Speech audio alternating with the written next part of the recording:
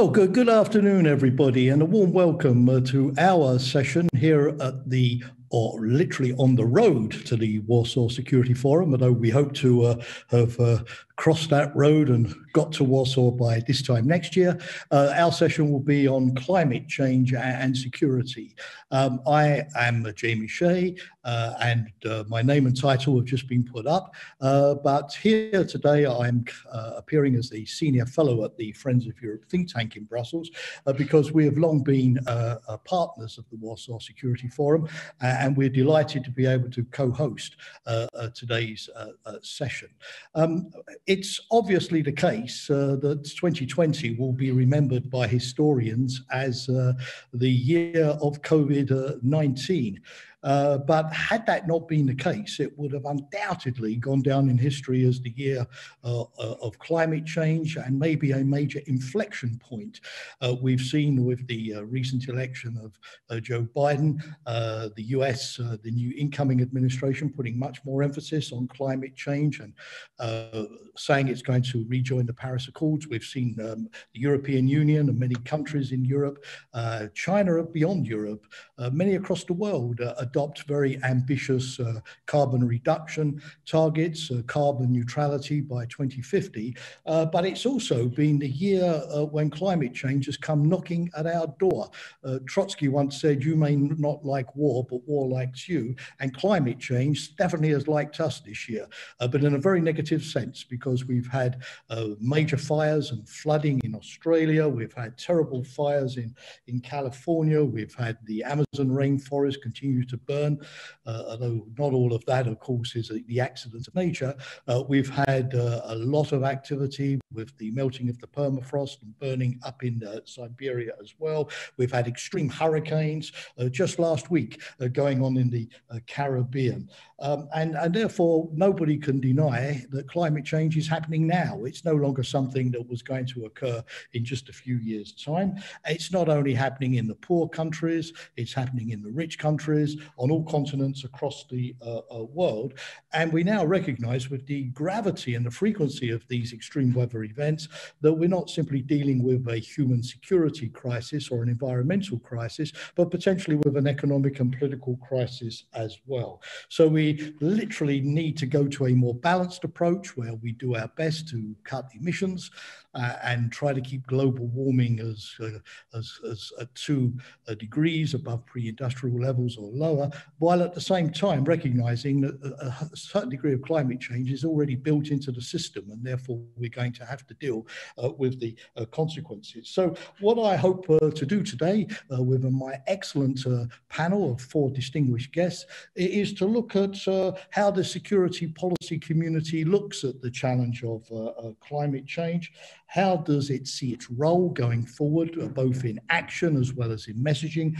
And what kind of assets does the security policy community potentially bring to the table? I'm absolutely delighted, as I said, to be joined by 4 distinguished experts from the United States, and always practicing her philosophy of just-in-time appearances. I'm delighted to welcome Sherri Goodman, the senior strategist at the Center for Climate and Security in Washington, who's a well-known specialist and speaker on these topics, long history of US government service. I'm delighted to welcome State Secretary Halvorsen, Audun Halvorsen, State Secretary in the Foreign Ministry of Norway. I'm delighted to welcome Thibaut Fourriere, Monsieur Thibaut Fourriere, the Deputy Secretary General of the Sahel Coalition. And last but obviously not least, Kate Guy, who is also, like Sherri, with the Center for Climate and Security in Washington as the Senior Research Fellow, but she doubles up as the Deputy Director of a new initiative in the field of the role of the military in addressing climate change, which is the International Military Coalition for Climate and Security, founded by the well-known former Dutch Chod, Tom Middledop. And so, Kate, delighted to have you with us today. Before I start, unfortunately, we only have 55 minutes. The organizers have not been generous with us today, but we will do our best to make full use of our time. And before I start, I think all of you now have done at least 1,000 Zooms and webinars each over the last 9 months. So you're familiar with putting your question on the chat or raising your hand, and I will then see your questions and take as many as I can in discussion. Let me also point out, for those of you who maybe have just logged on, that during the Road to the Warsaw Security Forum, the organizers will be conducting a number of opinion polls, straw polls, seeking your views on the topics in the various sessions. So can I please invite you to vote on the next available poll, which you'll find on the platform for registered users. The results will be collated by Cassia, the mock, and her team, and the results, interesting sort of immediate reaction from the specialist audience, will be communicated between the sessions. So please take advantage of the opportunity to express yourself by voting, a fine democratic principle. So with no further ado, Sherri, I know your time is limited today, so straight to you. As I said, 2020 has been a fairly spectacular year for extreme weather events and the impact of on politics and the economy. What are all of these events telling us about the dimension of the climate change challenge that we are facing today, and how ready we really are to face up to it? Well, thank you very much, Jamie, and it's a pleasure to be here with you all today.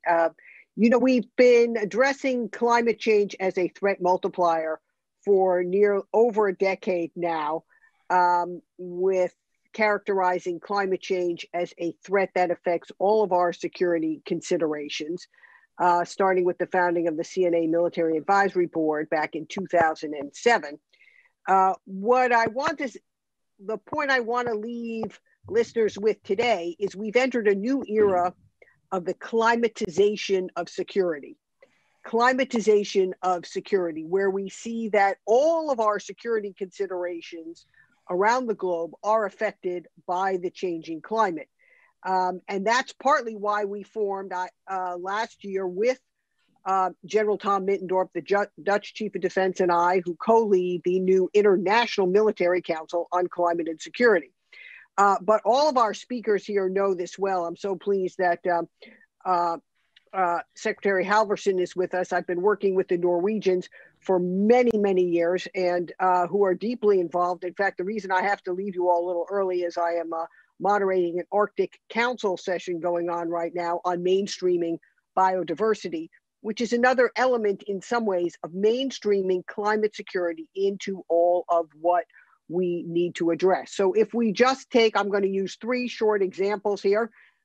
If we just take the Arctic, for example, we see that with retreating sea ice, collapsing permafrost, and rising temperatures across the Arctic, as you noted, Jamie, that we have a whole new ocean that's opened in our lifetime, and that we have opportunities both for cooperation, but emerging signs of competition for both emerging sea routes across the Northern Sea Route, fishing, mining, energy extraction, and potential security competition, all because of the changing climate.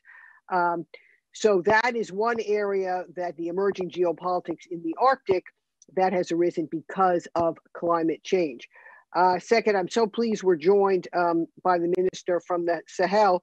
As we know, across of Northern Africa, the insecurities that we face now, much of that is driven by food and water insecurity. That's aggravated by the changing climate, prolonged drought, water scarcity and water shortages that are driving the vast migration and food disruptions that are faced in the region. So that also is another area where security and security forces alone are not enough to address the fundamental issues that we face in that region. And third, I just point to the South China Sea and the area that is, and the Pacific Island area. Across the Pacific, we are seeing the whole geopolitical landscape change, either because China is taking advantage of opportunities to build up as the climate changes and create atolls, or become the favored ally or partner of Pacific Island nations, much in need as their food and water supplies are put at risk with rising sea levels, storm surge, and coastal inundation, and lack of fresh water. So again, all three are short examples of the climatization of security.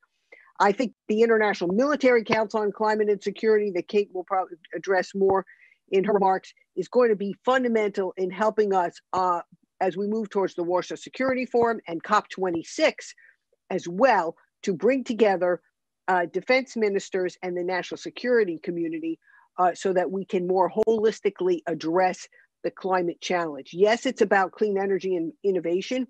It's about a return to Paris. It's about reducing emissions, but it's also about threading our awareness of the climatization of security into all of our national security planning, programming, plans, and efforts globally in a way that we work together now as we lead into a new US administration with our allies and partners. And I'll close on that note, Jamie, by saying that we are very excited to be returning and re-engaging constructively with our allies and partners around the world. And we look forward to a new era with you in 21.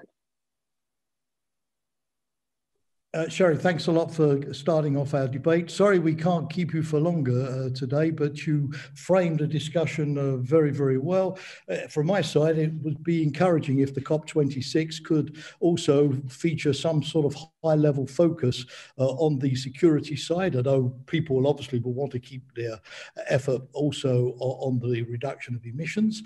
I was going to ask you if you could stay for just 30 seconds. Sure. More. If you think, you know, the cursor now is shifting from seeing climate change essentially as an issue of environment to becoming, if you like, the major global security problem, or is it better still for, you know, for international understanding, a goodwill and working together, that we don't sort of militarize the issue but keep it perhaps as long as we can in the area of cooperation on carbon reductions? What's the risk of you know, really putting all of these security problems onto the climate change agenda? I know you have to go, but 10 seconds, I think we'd all be enlightened by that. Well, we're not talking about putting all the security problems on the climate agenda. I think the Paris, you know, and the agenda has to be about reducing emissions and moving forward with moving towards net zero economies. But that's also going to be true in our militaries. You know, in the US and in many countries, the military is among the largest energy users. So we can lead by example. That's by being good stewards, by adopting clean energy and resilience practices into the way we manage our large energy users. And at the same time, we have to have awareness of how climate is affecting our security challenges around the world. I don't see that as a negative thing. That's not what some people call the securitization of climate. And me, that's making national security and defense officials aware of how climate is affecting their job so they can do it more responsibly. And that's what we're aiming to do as we enter a new era, both in the US and with the new International Military Council on Climate Security, working together with our allies and partners around the world. Okay, Sherri, thanks very much. Perfectly clear. Good luck with your next engagement with the Arctic Council. Again, thanks for kicking off the discussion today. Sorry you can't be around to answer the questions, but it was great to have you, so thank you. I now move Thank you so much, Jamie. I now move to State Secretary Halvorsen. State Secretary Sherri already mentioned the challenges in the high north and the Arctic. How, from a Norwegian perspective, do you see the situation? And do you see risks, or do you also see opportunities from some of the changes that have been happening over the last couple of years? Well, thank you, Jamie, and thank you for this chance to be here on the road to Warsaw with all of you. And I'll get back to the Arctic in a few seconds, but I just want to pick up on what Sherri said about the climatization of security. And that is something that we see very clearly, not only in the Arctic, as I will come back to, but on a global scale. And that is also why Norway, which will step into the UN Security Council as a non-permanent member from the 1st of January, has chosen climate and security as one of our 4 main priorities for our memberships. And we will sort of pick up the mantle on that from Germany and others in trying to mainstream climate into the security agenda into the specific country situations, for example, on the Security Council's agenda, because we see this very much as a global threat multiplier when it comes to the issues that are being discussed by the Council. Coming back to the Arctic, as you said initially, climate change is happening now. It is very real, and we are seeing it every day.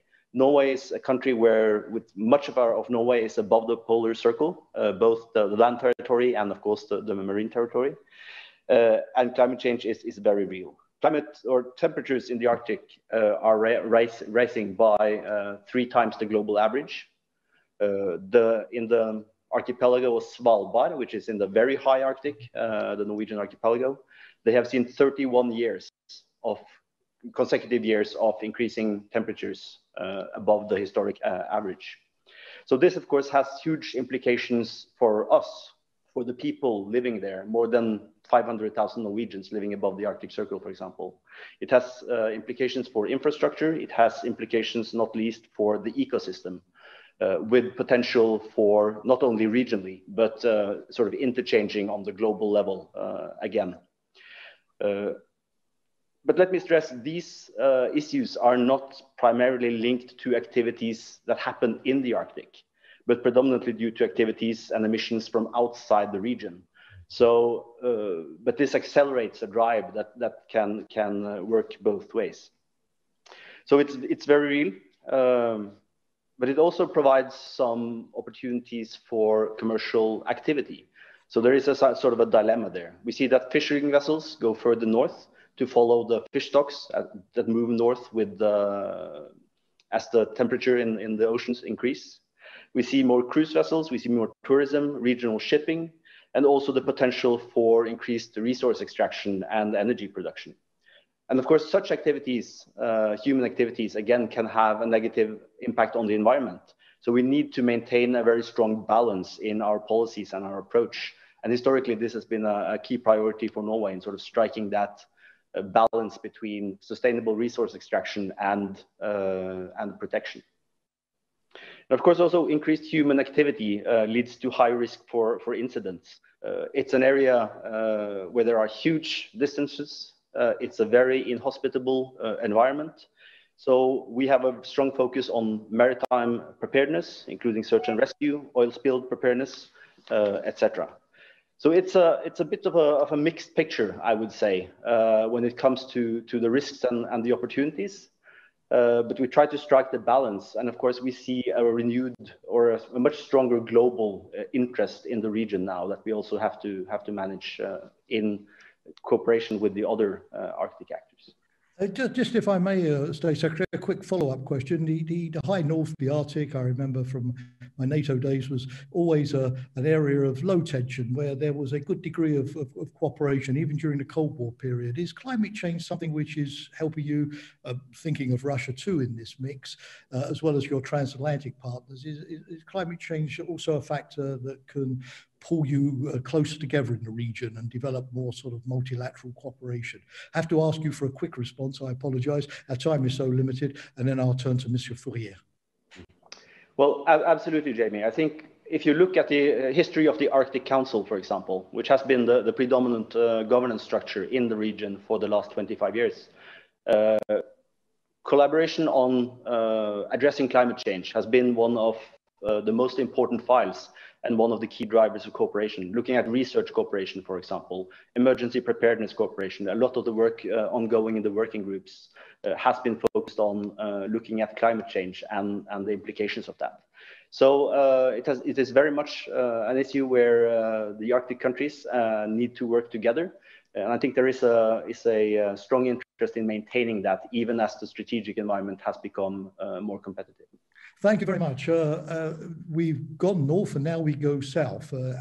Sherri also in her introduction mentioned the challenges in Africa and in what we rather pejoratively sometimes call the south. And I'm delighted to welcome Monsieur Thibaut Fourriere, who is the Deputy Secretary General of the Sahel coalition. And I'd like to ask you, sir, from the perspective of the coalition, how does the environment sort of impact on the military operations and the various programs that you're involved with in the Sahel region?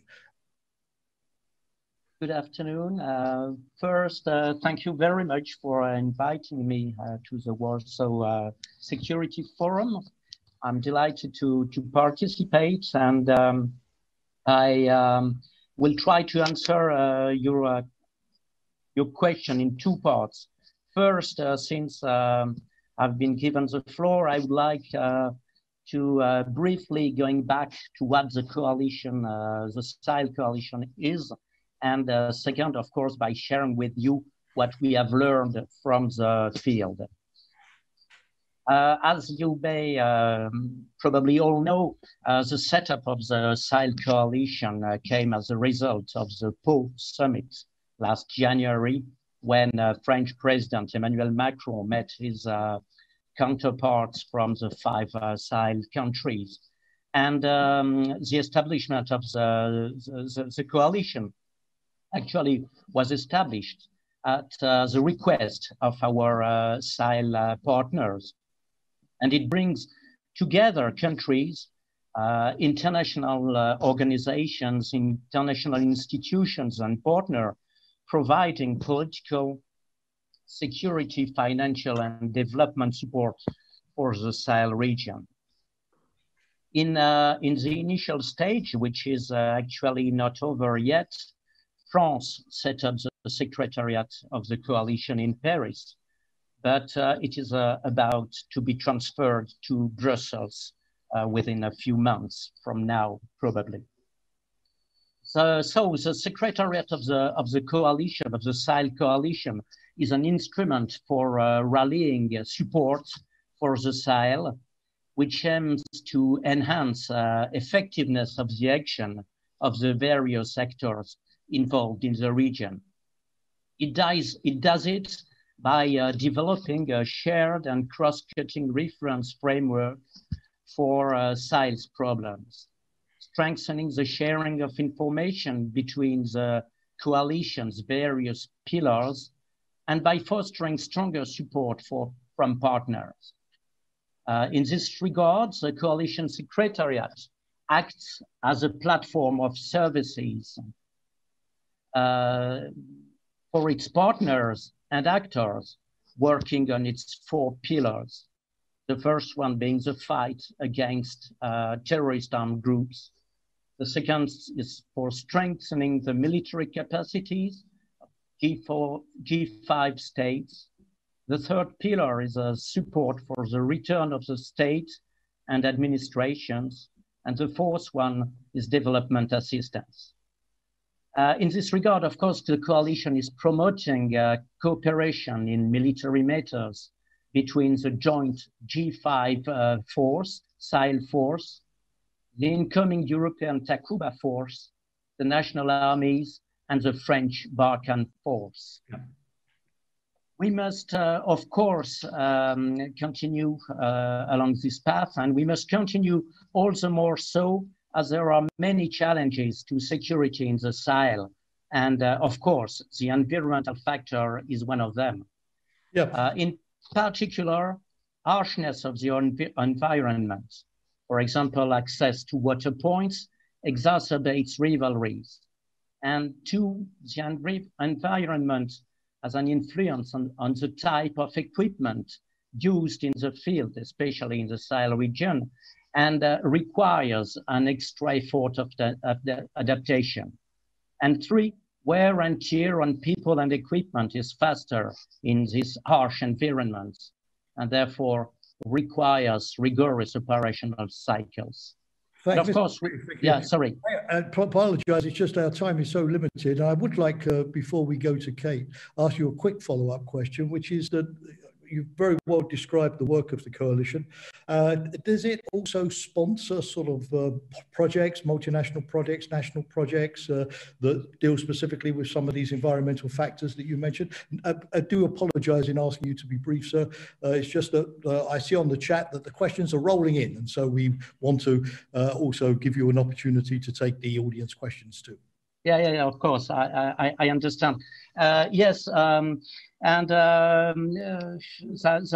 two aspects which I would like to emphasize on your question.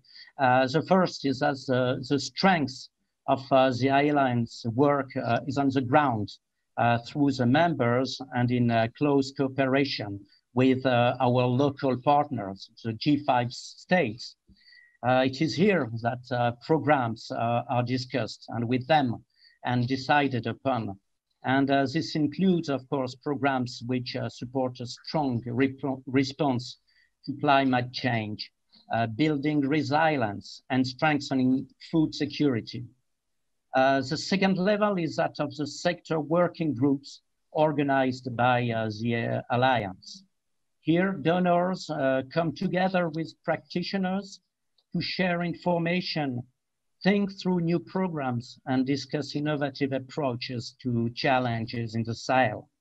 For example, the Agriculture and Food Security Working Group recently raised the alarm on the food insecurity in the Sahel region that was discussed last October, actually, at the Humanitarian Roundtable on the Central Sahel in Denmark. Africa's Central Sahel is among the world's fastest growing humanitarian crises, and the scale and severity of humanitarian needs in the three countries are unprecedented, with nearly 14 million people affected by forced displacement, food insecurity, and reduced access to essential basic service. And of course, it's a huge work ahead for us, and we will cope with that only through cooperation. And hopefully there is room for optimism, since the international community is giving a great focus on the challenges the Sahel region is facing. Thank you, Mr. Fourriere. Thanks very much indeed for that and outlining it very clearly indeed. Kate, I mentioned at the beginning that you're looking at the military implications of all of this, and what would you say is the sort of operational military role in dealing with climate change scenarios? Is it basically the humanitarian assistance that we've seen in terms of flooding or fires? Does it go beyond that? Is the military, I know there are lots and lots of national militaries, but generically speaking, are our militaries well equipped in terms of capabilities and doctrine and readiness to deal with those kind of challenges? Should they become the number one task vis-a-vis more traditional roles that we give our military forces to? So a little bit, how you see what the added value of a military involvement in this debate is. Thank you. Thank you, Jamie, and thanks everyone. It's great to be here and to follow such an esteemed collection of speakers, and Sherri as well, who's involved in many of the efforts that I'll speak about. So to get to your questions, Jamie, I think it's an interesting time where militaries across the world are clearly seeing that climate change is obviously a top priority for governments and a top priority for citizens, but increasingly needs to be elevated as a top priority for security matters as well. And it's an area that you're seeing, and we're seeing as the International Military Council on Climate and Security, just huge demand from security actors to better understand the problem. And you ask sort of how a military goes about thinking about this and go about sort of contributing.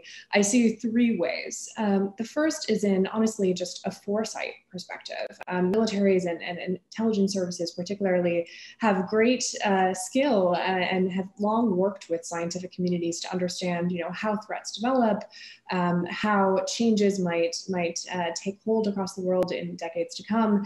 And this is something that's incredibly important for a national government to do and for international militaries to also partner on. Because, we're in, as you said at the beginning, a time of unprecedented change around the world, where the way way I describe it to militaries is the rug of security sort of being pulled out from under the feet of militaries that are trying to provide stability and security at home and around the world. So to understand how those changes are going to come online and how they're going to continue on the trajectory that we're on is of the utmost importance. So you see security establishments from the US to Europe to across the world really trying to understand the scientific models and to use the unprecedented foresight capabilities that we have to understand the climate trajectory that we're on. So that's the first. And that's no small feat. You know, we do not have many people within militaries or government who have the skills to understand really complex, detailed climate models. So it's something that militaries really need to invest in. The second way that militaries obviously need to start thinking about the climate problem is to start climate proofing their operations. So we talk about this in the World Climate and Security Report, which I encourage you all to go read if you're interested. It's at imccs.org. So we talk about how the importance of military thinking about climate change and climate proofing its operations is in terms of course, adaptation, but also really building resilience in the environments that you operate in. And this is of the utmost importance sort of in the homeland, right, that you're working together with civilian communities to make sure that when a huge storm or flood or extreme event comes, that's necessarily going to sort of affect the community beyond the fence line of the military itself. So you need to harden your infrastructure and harden the institutions that you have from the military, but also think about that in partnership with the local community that you're operating in. And that could be, you know, domestically or internationally. And increasingly, probably it's going to be internationally, because as we've seen in our work and in our sort of foresight reports ourselves, the most vulnerable parts of the world are going to be hit first. And so if we're not building resilience in those spaces, there's going to be increased demand for sort of emergency response, as well as sort of the demand from conflicts. Now, the third ways that militaries really need to start thinking about this problem is maybe the most important. And that is militaries, I mean, speaking from the US, the Department of Defense is one of the biggest consumers of fossil fuels around the world. So if, and that's true pretty much in any government. If you look at sort of the balance sheet of where carbon emissions come from, just from a federal perspective, most of that is going to be in military operations. And so this is actually a really exciting space of innovation, and a space where really the cutting edge military technologies are ones that actually are themselves net zero and resilient technologies. And so you're seeing increased partnership between contractors and then the private corporate sector and militaries, understanding that their operations, to be climate proofed, also need to be sort of working towards net zero commitments. And so this is an area where honestly, I think the military, if they don't move in that way, they are worried that they'll be left behind. The private sector is sort of moving towards those technologies, and it's an exciting space to watch. Yeah, okay, thanks very much. Again, very, very clear, very coherent. But just, again, a very quick follow-up question, and then we'll get to the audience. When you sit down with governments, succinctly, which message do you convey? You know, give us more resources because we're in the front line of dealing with this, or no, you know, don't give the job to us because we've got other things to do, although I understand that's not what you're saying, and give the job more to the humanitarian sector or the aid workers, or is it a message that, look, you know, get on with reducing carbon emissions, because the more you do that, hopefully the fewer security problems are going to arise that we will have to messily try to deal with later on. Give us a sense of, you know, what message you are sending to the politicians about how they should consider the role of the military. Yeah, it's important because when you speak from the voice of the security community, you know, people sit up and listen. People take it much more seriously than, unfortunately, you know, the people that have been working at this for decades in the environmental community and the climate community. So whatever message the security sector is saying it needs to be one that is done with responsibility. So the message that we generally say, and that I like, is it's not a black or white, do this or that. It's that we need to really change how we think about threats.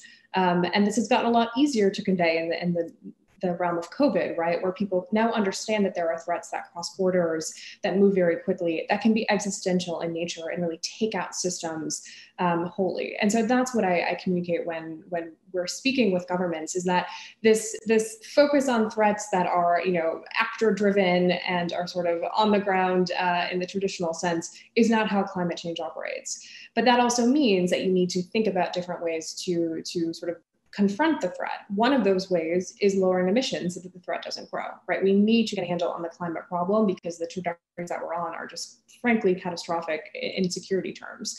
The second way is it needs to be done in partnership with the diplomatic development and humanitarian sectors. This is not something that the military generally knows how to do on its own very well. It must be a security response in cohort with other actors across government. Okay, Kay, thanks very much. So thanks to my panelists. Now to the questions. And the first one has come in from Kinga Claudia Wilsko. I apologize in advance for massacring people's names. She is a student at the European Academy of Diplomacy, and she asks about how can we ensure a coordinated action, unified measures at the global level, and if there's scope for developing sort of legally binding acts, legally binding arrangements, as opposed to political commitments, like in the Paris Agreement, and would these be sort of capable of implementation? So, State Secretary, I think that this question would go to you in the first instance. You mentioned Norway coming onto the UN Security Council, and you're well known as a country that punches above its weight when it comes to promoting global action on lots of the issues, and working beyond governments with NGOs and lots of other people as well. So I perhaps like to ask you in the first instance to respond to Kinga's question. And again, Mr. Fourriere, Kate, anything to add, please come in afterwards. State Secretary. Well, thank you for that vote of confidence, Jamie, but I think we'll have to be realistic in our approach. No, but it is a very interesting question. And of course, I believe it's going to be a defining question for the coming decades in light of the acceleration of climate change and the implications of that on the global scale. Norway, of course, has been a strong proponent of the Paris Climate Accord, and it is, I think, an important step on the way. I think, of course, this is basically a huge question, but I think we need an approach where we approach this in a step-by-step manner, getting full adherence to and implementation of the Paris Accord would be an important next step. I think acknowledging the situation and acknowledging the science is also an important step. We see that some countries are still unwilling to do that, which is unfortunate. And you all know, of course, that finding legally binding global instruments to control or to influence state behavior is extremely difficult. This is one of the most, and this is one of the most complex, I think, phenomena you can imagine for actually applying such an instrument on. So to be honest, I think that is rather far off as of yet, but getting a continued strong commitment and then real implementation of the provisions of the Paris Accord would be an important step, and something that I think we should aim to prioritize going forward. Thanks very much. Mr. Fourriere, not necessary, but if you have any comments, anything to add, the floor is yours. Thank you very much. Yes, I fully agree with what the State Secretary said.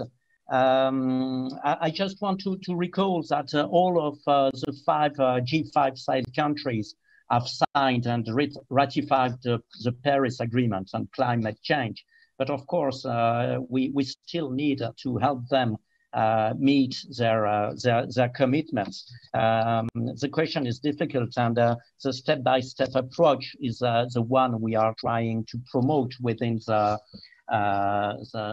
Sahel coalition with all of our partners, because the Sahel region is one of the most vulnerable to the impacts of climate change, not only because of its biophysical features, but also because of its environmental degradation, poverty, food insecurity, rapid population growth, gender inequality, political instability, and so on and so on. So it's such a huge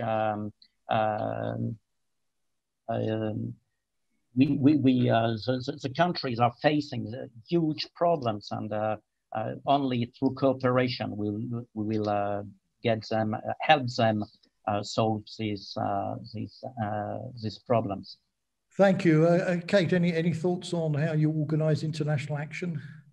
Definitely. I mean, and this is something that I think is an exciting space to watch among security actors or militaries across the world, is how they start partnering with each other to sort of confront climate threats. And again, that's something that I think we're seeing a lot of interest in. It led to obviously the creation of the IMCCS, but it's also something in the lead up to COP26, as Sherri said, militaries are coming together to actually speak about potentially committing together to something on the sidelines, obviously not underneath the Paris architecture, but on the sidelines of it. Now, this is something that, of course, has never really been done before in the climate space, but would be really exciting if it did happen. You know, if militaries came together and at least together admitted that climate was a top priority of theirs to address in concert, or that they were potentially even going to take some joint carbon emissions reduction commitment together, things like that. Now, of course, this is something that will take a lot of diplomatic work to get to, but it's an area I think that militaries are feeling the need to cooperate jointly on. And a big sort of proof point of that is that the NATO Secretary General has identified climate as a top issue for his and the alliance's sort of next look at what the next 30 years of NATO looks like. And that has sort of rapidly changed what the alliance prioritizes as threats. And I think that we'll see sort of that first step at cooperatively addressing climate change from a military perspective as hopefully a good model for how we could do it across the board. And just back to something Sherri said earlier, I think the risks that we are facing are so intense that if we don't get this right, if we don't understand how militaries are going to sort of interact and cooperate, frankly, around these threats, the risk is that they compete instead. And this is what a lot of my personal research was around. So getting the institutions right and creating the foundations for militaries that might be competing in other spaces and might be, you know, from cyber to sort of private sector spaces in competition, that they can put aside those areas. And when it comes to climate emissions reduction or response and adaptation efforts, more of a consensual agenda there. Kate, thank you. I'm moving on because I want to be fair to everybody who's asked a question. And the next one comes from Thomas Obremski. He is also with the Academy of Young Diplomats. So this institution obviously produces a lot of very brainy young people. Delighted to have them today. And Thomas has asked about climate wars. He says they are already here. Are they? I'll ask you that in a moment. And he mentions that control of water supplies is one of the reasons for clashes. Yes, we've all been reading about the Great Renaissance Dam in Ethiopia recently. Thomas also mentions Ladakh. And what he wants to know is, how do we, from a diplomatic point of view, I suppose, recognize climate wars and the impact of climate change? And do we need a kind of new form of diplomacy to deal with these issues? So, Thomas, thank you very much. Monsieur Fourriere, you of course are in unfortunately, you're dealing with an area where unfortunately conflicts are going on all of the time. A very tricky situation, but linked to Europe's security. So do you sort of sense that you could describe any kind of conflict in the Sahel as a climate war, or at least if it isn't, would climate change be one of the contributing factors? So what's your take on that? And then I'll go to the State Secretary and Kate, of course, then back to you. Mr. Fourriere, please.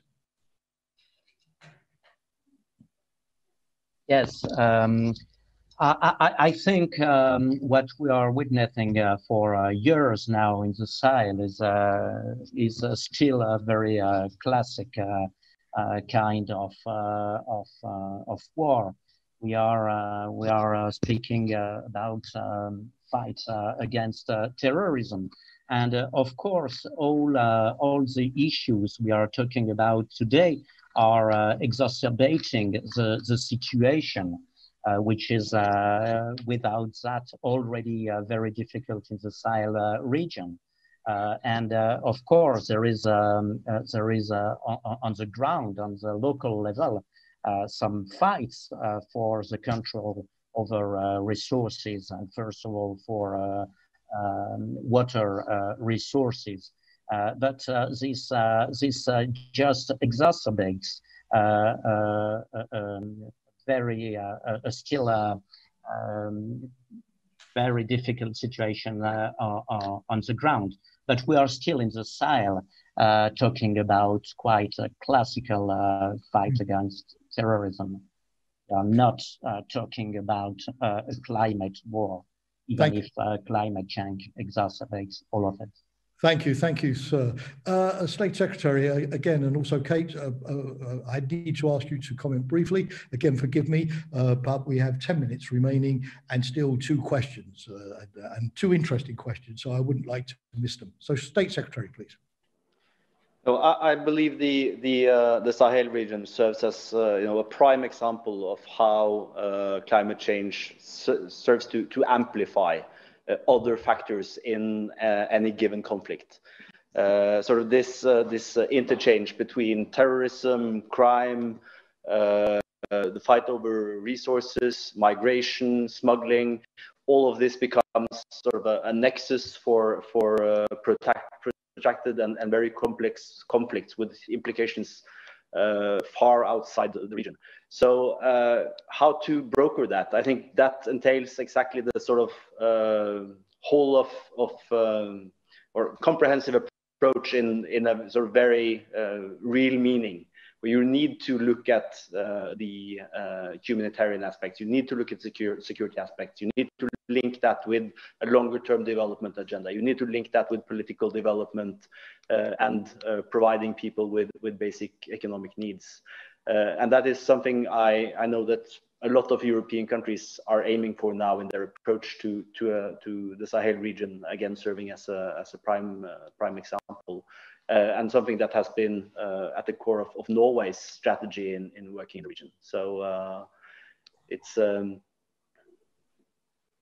Thank you, State Secretary. And Kate, just from your perspective, dealing with the military, do they recognise the reality of climate wars? Do they think maybe calling wars climate wars is still a bit sort of overhyped? And are wars different if they are obviously engineered by the climate as opposed to other factors? I know those are big questions, and you've only got 3 sentences in which to answer. And then I've got the next question, which is ideally for you, so I'll come back to you immediately. Great. Yeah, I think that the panelists mostly cover this. I'll just say that I think the idea of climate wars doesn't have a good definition to it. I mean, obviously in the academic literature, what we know is that climate change influences many of the factors that influence war. So saying anything is specifically caused by climate is very hard to do.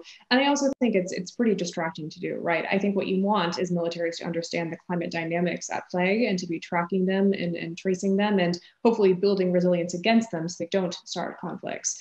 And I think understanding that there is not an inevitability towards climate change causing conflict is very important, because what it means is then you need to build up, as we said, the diplomatic efforts to prevent against that, especially when it comes to water resources and transatlantic agreements and things like that. Thank you. And I said, Kate, stay there because I think the next question is ideally for you in the first instance, which is Haymond Lam, who is in the UK with the UK government, Public Health England. He's interested, very interestingly, in the difference between sort of immediate climate phenomena like storms or floods, even if we could see them coming a few days in advance, and the more sort of slow burn things like, I suppose, drought and crop failures and rising sea levels, and the difference in sort of dealing with those sort of 2 different phenomena. Obviously easier to deal with the immediate stuff. How do we make sure that therefore we don't lose sight of the equally catastrophic perhaps in the long run, but less visible, more slow burning type of change.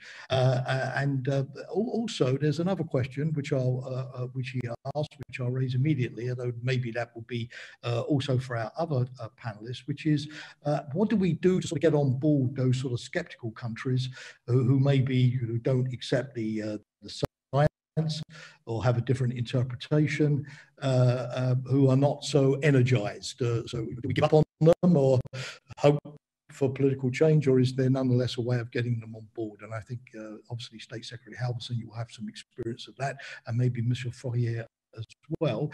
And then given that we've got very little time, could I please ask panelists for you to note just one third question, which has come in from Tadeusz Krivada. Again, apologies for a very poor exam record in Polish pronunciation.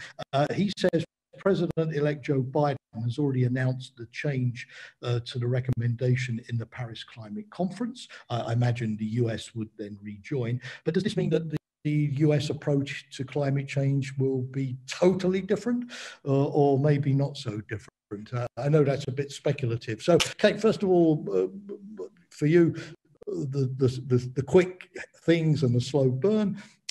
State Secretary, what do we do about the if not the deniers, at least maybe the less willing countries, and what you expect from the new US administration? And maybe also, Mr. Fourriere, in terms of the Sahel, do you also see a difference between the short-term and the long-term phenomena? Anyway, given the short amount of time, I need to ask you to give your concluding comments and just deal with those three final questions at the same time, please. And then we should pretty much be, unfortunately, already at the end of the session. Kate, please. Sure. Thank you, sir, and sorry to rush through what is a very intense bucket of topics in just an hour. But yeah, so Heyman, thank you for your question, as well as for your service in the public health sector during these crazy times. It must be very intense for you. And I think probably what you're seeing on the COVID side is really sort of on par with climate change. I worry a lot about the slow burning threats that you describe, because they're ones that are very easy for governments to ignore until they're online and sort of hitting us over the head, which is exactly what happened, unfortunately, with pandemic response in the same way. So I think that, of course, they are different strategies.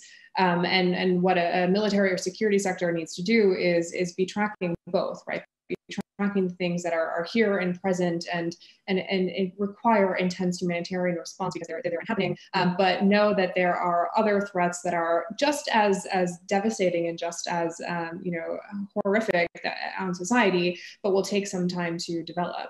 But luckily, with those ones that are developing, you can design early warning systems and you can design humanitarian efforts to intervene before they become that big. And a storm and things like that you can't really do. You really need to build resilience to. So they are certainly different approaches, but both are defining factors of climate change, as well as a third, I will say, which is risks that we can't even predict very well. So high impact, low probability events, or those sort of fat tail tipping point risks that we know would have huge impact. We just can't necessarily see them coming. So we need to actually find a way to deal with that third category of risk as well.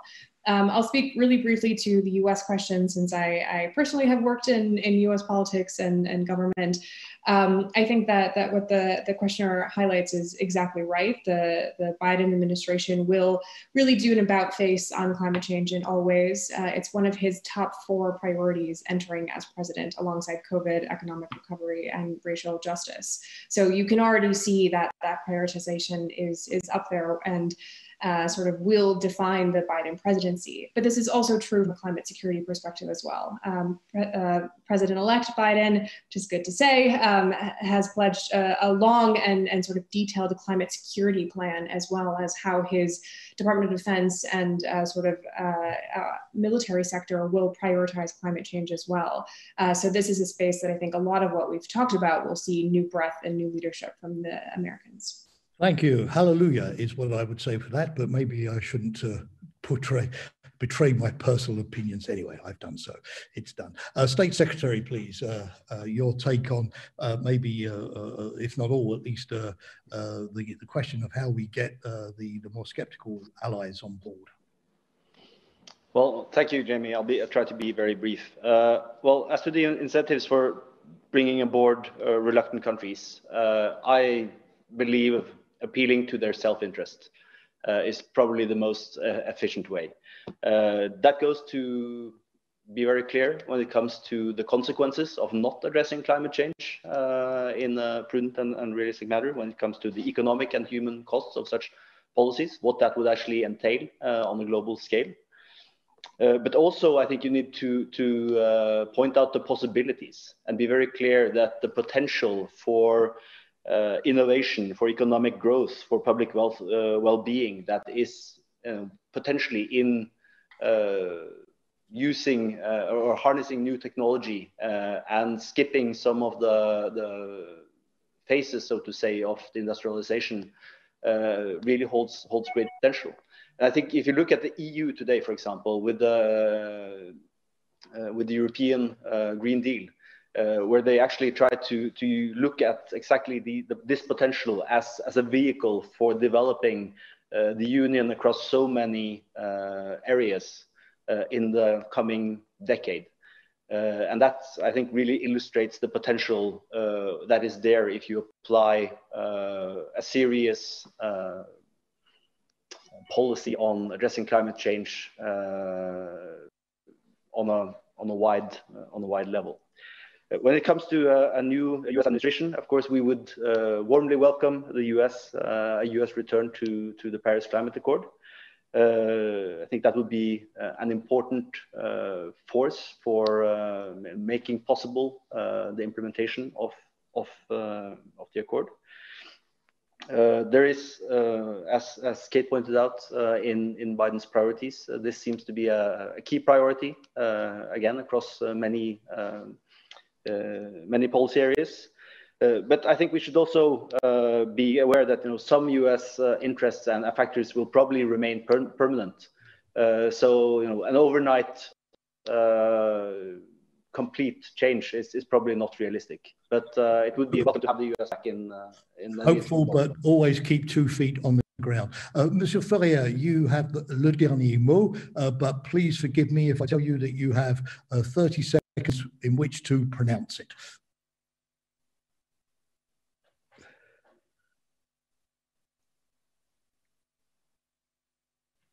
Monsieur Fourriere? Sorry, do you hear me? Yes. I just want to very briefly want to emphasize that we shall not give up on reluctant countries. And I think that, of course, diplomacy here can help trying to bring them aboard. And we need also success stories on the ground. And I hope in the Sahel region we will be able to prove that a new model is possible, and we can get results and convince those reluctant countries that they should come aboard with us. Thank you very much. Thank you, State Secretary. Thank you, Kate. We've run out of time. I knew it was going to be fast and furious, but I hope the audience will agree that we've packed a lot of good insights, a lot of good information, a good analysis into a rich session. So as moderator, again, thank you to my 4 guests, not forgetting Sherri, who unfortunately had to leave. Thank you for joining us today. It looks as if we are dealing with an enormous challenge, but that the global community is kicking into action. Maybe late, but better late than never. So to the organisers, Warsaw Security Forum, thanks again for hosting us today. And I now pass back to those organisers to take you on to the next session. I'm not sure if it will be as interesting as our one, but good luck all of the same. Bye for now. Thank you. Jamie, thank you so much, and thank you, Friends of Europe, for co-hosting the session. Secretary Halvorsen, thank you for being with us again at the Warsaw Security Forum. We had a pleasure to have you live here a few years ago. Thank you for joining, Mr. Fourriere. Again, a great contribution and the importance of the Sahel region. And finally, Kate, Guy, thank you for joining us from the United States. We truly have enjoyed this session. Let me just, at the end, share with you the results of the question questionnaire we had among our participants, registered participants, the question was, my state's armed forces have already started adapting to the challenges resulting from climate change. Only 15% of our experts say that that is true, 66% it is not true, and 18% says, I do not know. That's not a very optimistic outlook, unfortunately, and I think we have a lot to do here. So thank you for bringing this aspect into the discussion, and we'll be surely talking about this more also in other panels on defense, because the climate change issue has to be incorporated in every single topic that we take on, we believe. So thank you again. Hope to see you in Warsaw in June live. And we now move to the next panel, a ministerial conversation that is going to be moderated by a very good friend of the Warsaw Security Forum that is coming from Vancouver, Vera Kobalia, and she will be joined by two ministers of foreign affairs that are truly strategic partners for Poland, Romania and Ukraine, of course. So we're looking very much forward to this conversation. Stay tuned. In just a moment, we will be connecting with our ministerial conversation about the Black Sea region.